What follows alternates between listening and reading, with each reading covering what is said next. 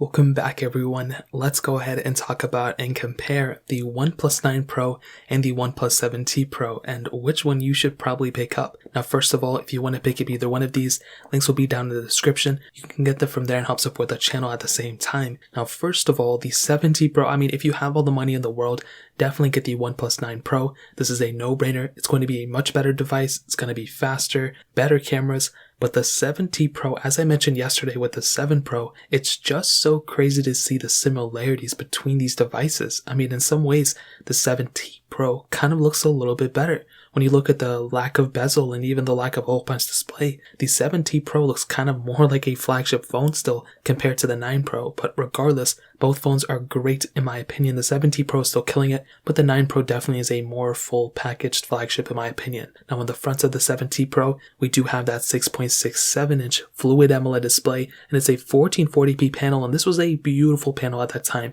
90Hz refresh rate, and I do think this was one of the better panels of 2019, but I think visually the S10 Plus probably looked a little bit better, but you had that dynamic, it was like a super big curve on the OnePlus 7T Pro, which I kind of like, but it is kind of annoying sometimes.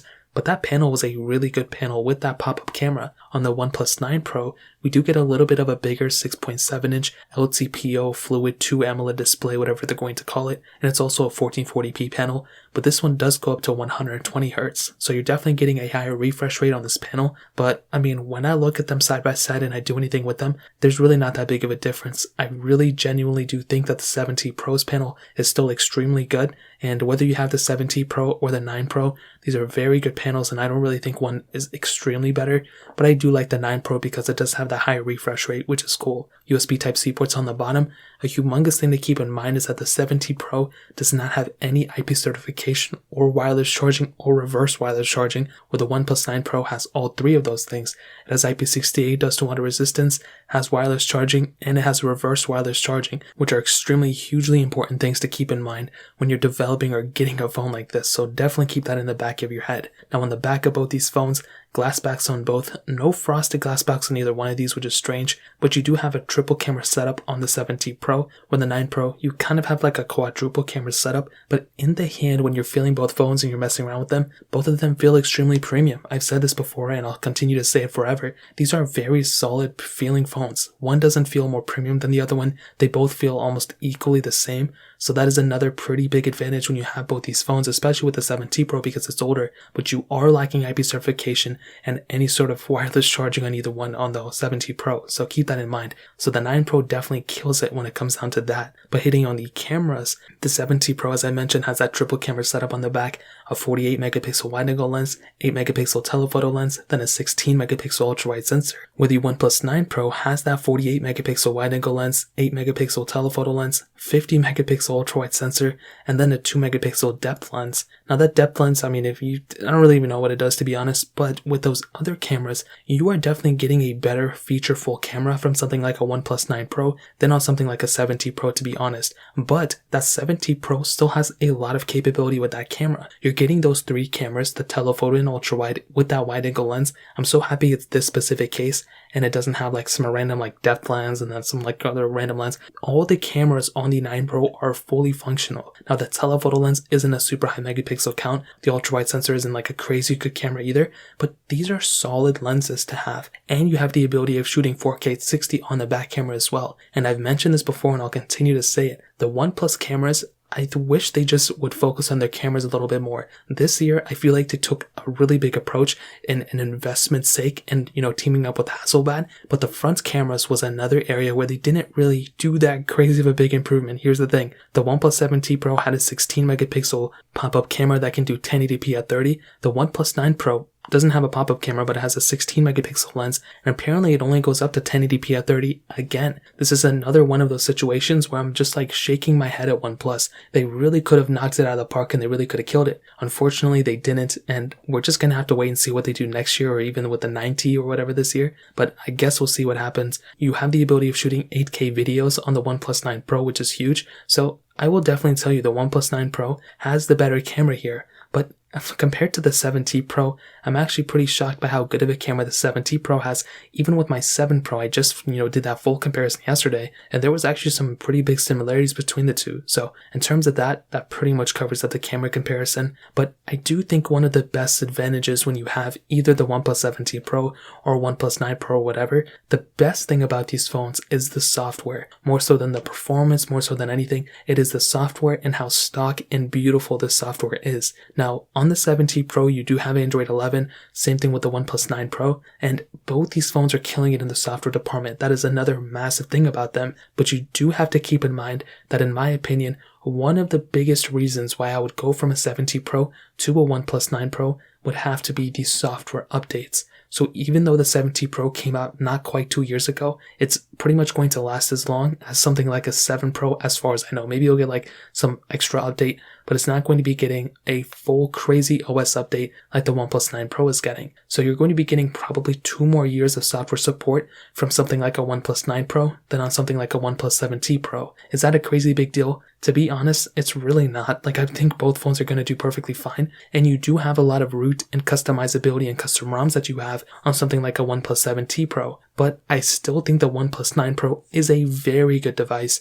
and it's going to outlast the OnePlus 7T Pro as well, so that is another massive change. But even that isn't that crazy big of a difference compared to another area, which is actually the battery life. So first of all, the OnePlus 7T Pro had a 4085 mAh battery. The OnePlus 9 Pro has a 4500 mAh battery. So it's a good, bigger battery, and it's a, bigger upgrade, which is something I like. But the best thing about this battery on the 9 Pro is that you do have wireless charging and reverse wireless charging, which is massive. You have those types of capabilities on the OnePlus 9 Pro where you don't have it on the 7T Pro. Is a crazy big deal. To be honest, it's totally up to you. Do you use your, wireless devices a lot? If you do, then something like a 9 Pro is definitely going to be better. But the 7T Pro, as I mentioned, is still a really good device too. So in terms of both those phones, that's pretty much how I would kind of compare. Probably one of the bigger upgrades you're going to be getting if you're moving from a 7T Pro to a 9 Pro, in my opinion. Now, hitting on the performance of these and ending it off here, the OnePlus 7T Pro had that Qualcomm Snapdragon 855 Plus chipset with 2 different models.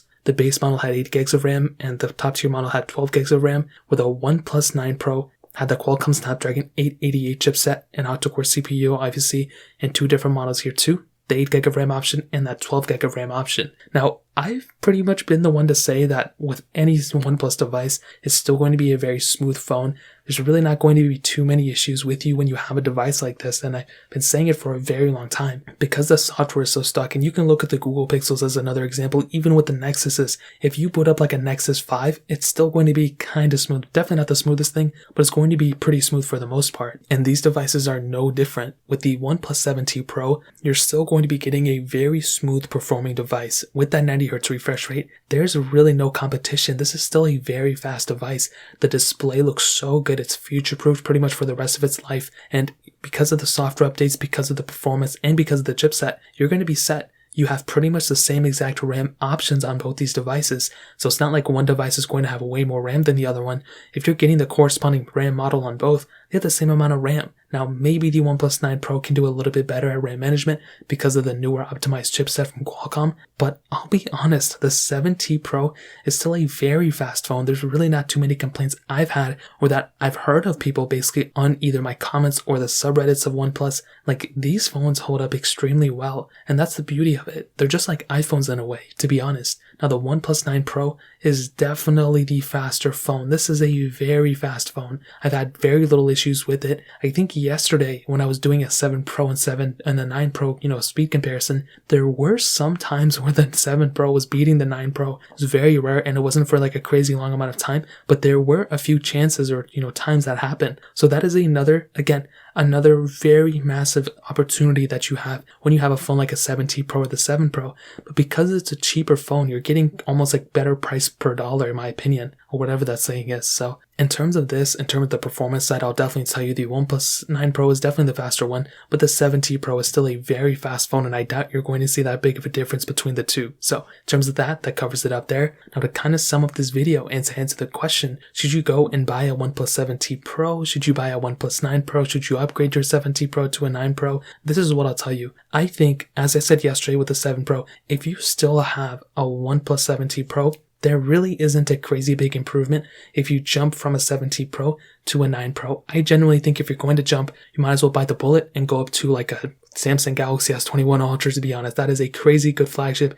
If you can get by with One UI, then definitely that is the way to go. But going from a 7T Pro to a 9 Pro, it's like a 20% of a better phone. Really, the main places you're getting big improvements are pretty much maybe a little bit of the performance, but not really. I didn't really notice it too big. Maybe you will, but I didn't notice it that big of a difference. You're getting IP certification. You're getting wireless charging and reverse wireless charging, so those are pretty big improvements. And you're also getting a better camera on the back. The front cameras, from what I've seen, from what I've heard, they're like exactly the same, but you're getting the same amount of RAM models. The screens are roughly kind of the same. That I didn't see one being way better than the other one. They both felt pretty much the same in terms of the hand feeling, like glass on the back and obviously very little bezel on the front. So again, I didn't really see that crazy big of a difference. I will tell you, if I had all the money in the world, the OnePlus 9 Pro would definitely be the phone I would buy. But the 7T Pro, the fact that it's already depreciated this much in the value in terms of a price tag standpoint, I mean, this is a pretty good value phone, and I don't think you can go wrong with either one of these. The 9 Pro would definitely be the one I would choose, but I think the 7T Pro is still a very good value per dollar. And I would say if you have a 7T Pro and you're comfortable with it, I would say keep it. I don't really see that big of a difference going from a 7T Pro to a 9 Pro. I didn't even see that big of a difference going from a 7 Pro to a 9 Pro. So take that as you will, but that's really pretty much it. If you guys have any other questions or anything like that, let me know in the comment section below. Hit the like button, that would mean so much, but definitely hit that subscribe button. Every single subscriber that we get really does count. So means so much if you guys can hit that. Also check out the other links down in the description as well. My Twitter, my Instagram, my other channels. More importantly than everything else, I love every single one of you guys. Hopefully I'll catch you guys in the next video. Peace out till then.